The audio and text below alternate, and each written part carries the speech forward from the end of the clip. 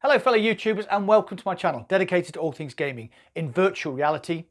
Today I'm talking a mysterious gang tag appears in Population 1. Apple are stepping into the VR arena. I'm talking about Facebook privacy again, but in a positive way. Gabe Newell explains why the Valve Index is rarer than rocking horse shit at the moment, and it's quite a surprising reason. And finally, the embargo has lifted on reviews for Gorn, and it looks like we're in for a bloody treat. So let's get straight into it then, and remember, we're born to respawn.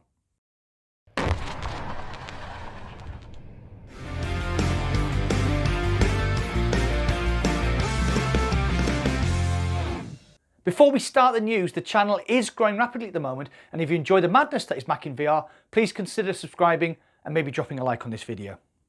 You can also support the channel via Patreon, and the link is in the description down below. Thanks. I've been playing a lot of the Battle Royale in VR game Population 1 recently, streaming with my buddy Surjical on his Twitch channel, which you can check out here. After a recent update, a mysterious gang-style tag appeared on one of the buildings in Defiance with the cryptic message, S1 soon, and mysterious noises can now be heard behind the roller shutter doors of the tower, which dominates the centre of the map. This led me to believe that the developers Big Box are perhaps planning on building Pop 1 into a live service game, similar in style to Fortnite or PUBG. Perhaps we'll get a new map, more diverse weapons or new skins for our weapons and characters. The developers then tweeted this short video which shows the tag being applied to the side of the building, but intriguingly also shows the outline of a large knife, so maybe we also get melee weapons in Season 1. You can sign up for early access to Season 1 on the developers Discord channel, which I have done, and I've also linked in the description down below. In my humble opinion, Pop 1 is the best multiplayer game in VR currently, and the fact that Big Box are putting further time and resources into it makes me a very happy bunny. Have you played Population 1? Are you excited for the upcoming new season? Get involved and comment down below. Are Apple about to step into the VR arena with the long-rumoured Ivor? Do you see what I did there? I should buy up all the domain names with that on it, shouldn't I? Anyway, the Ivor is a combined AR and VR headset to launch potentially in 2022. It's not a million miles from the truth. Apple are said to be working on a VR headset with limited AR capabilities as a precursor to their long-term goal of bringing a fully fledged AR device to market.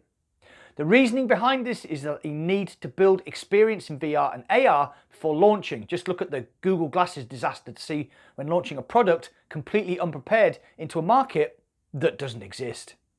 According to sources, Apple are aiming to release into a niche high-end market, so a more expensive Oculus Quest standalone rival with superior screen and tracking technology is my guess. All wrapped up in Apple's famed, look at all these new features which everyone else has been doing for years.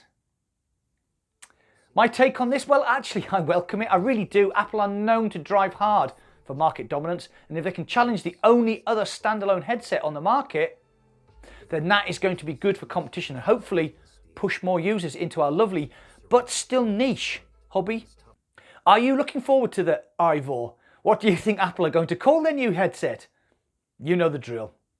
Facebook Reality Labs head honcho Andrew Bosworth has released a fascinating internal memo detailing the future direction of the company with regard to personal data. Facebook has a disastrously long and scandalous list of misuse of private data, including the Cambridge Analytica scandal, the proliferation of fake news, the Instagram spying debacle, to name but a few. Of course, on top of all this is the requirement for all new Oculus Quest users being forced to link a Facebook account, a story which has been rumbling on since Facebook Connect 7 and has led to numerous lawsuits across multiple countries. However, in a statement which I'll read out verbatim, Boz himself has stated that starting in January, we are changing the way we approach product development in Facebook Reality Labs. Instead of imagining a product and trimming it down to fit modern standards of data privacy and security, we are going to invert the process. We will start with the assumption that we can't collect or use or store any data. The burden is on us to demonstrate why certain data is truly required for the product to work. Even then, I want us to scope it as aggressively as we can, holding a higher bar for sending data to the server than we do for processing it locally. I have no problem with us giving users options to share more if they choose to opt in, but by default, we shouldn't expect it. So this is a seismic change of direction, one which John Carmack also alluded to in a tweet, which I featured in this weekly news here. Boz has a track record here as well. He first started working on this when he joined Microsoft as a software engineer back in 2004. At the time, Microsoft had a terrible record when it came to cybersecurity, preferring to leave the problem to third-party companies like McAfee. After working at the company for almost 2 years, there was a seismic shift in policy towards security, which has turned them into a trusted leader in the field that we see today. Boz goes on to say, today Microsoft is considered perhaps the most trustworthy software vendor in the world. It is trusted by an overwhelming majority of enterprise companies. Having been on the outside since 2005, it was impressive to watch their persistence yield a gradual but definite shift in their reputation. I think this is a model for us at Facebook.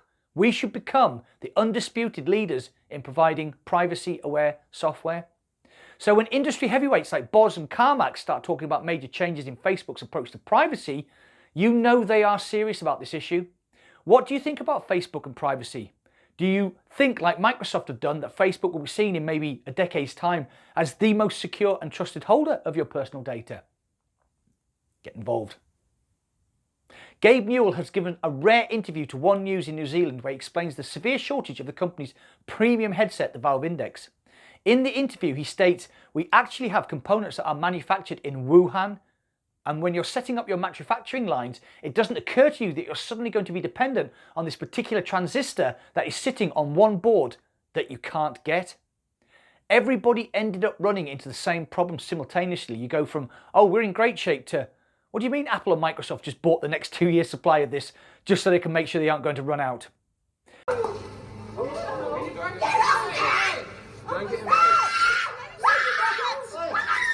You went from a situation where everything was getting done just in time to people buying up all the available supplies.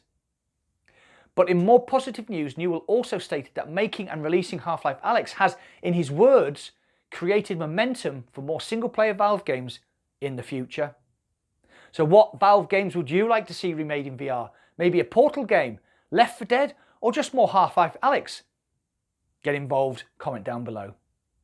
The review embargo has lifted on Free Live's port of Gorn to Oculus Quest, and it seems the bloody Gladiator hack-em-up has made it intact onto the standalone headset. Initial reviews have been very positive, and it seems the cartoon-style game has translated well onto the Quest. The game releases on the 28th of January, and I will definitely be adding this to my Oculus library. Just a quick shout out to one of my subs, Munchie2x2. Mate, you've won the little competition I ran last week, so I need you to contact me as soon as possible so I can get your prize out to you. Thanks. Well, that is it for today. Please subscribe and maybe drop a like on this video. And remember, if you enjoy the madness that is Mac in VR, you can now support the channel on Patreon. Thanks for watching. I'll see you on the other side. He's above you, mate. In front of you to your left, the falling down. No, he's not shooting. He's not shooting. What's he doing? He's fending me.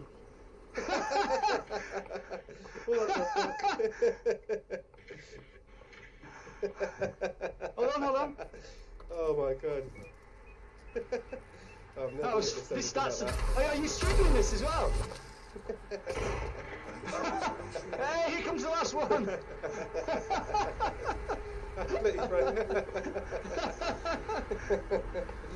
Oh my god. Looks like we're all going to die together. Yeah. Oh my god, this has never happened before. Oh my god. This is fucking brilliant. Are you streaming this? Yeah. Oh my god. I was wondering because